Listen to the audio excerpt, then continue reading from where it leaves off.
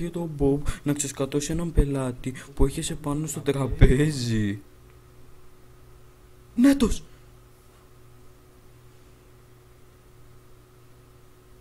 Πού είναι ο παλιός Κατιέρης? Είναι μέσα με ανοιχτό τον κόλο και τα σκατά είναι πάνω στο τραπέζι. Πρέπει να το βοηθήσουμε εγκαίρως, αλλιώς θα μας μηνύσουνε. Σκάτσε ρε μαλάκα, θα το κανονίσω.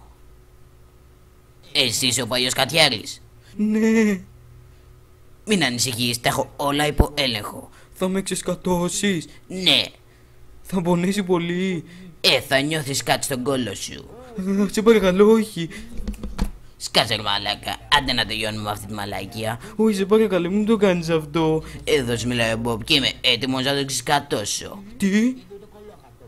Είδω το κολόχαρτο.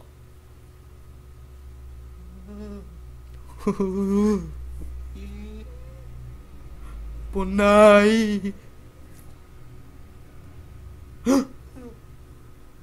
Το ξεσκάτωσα.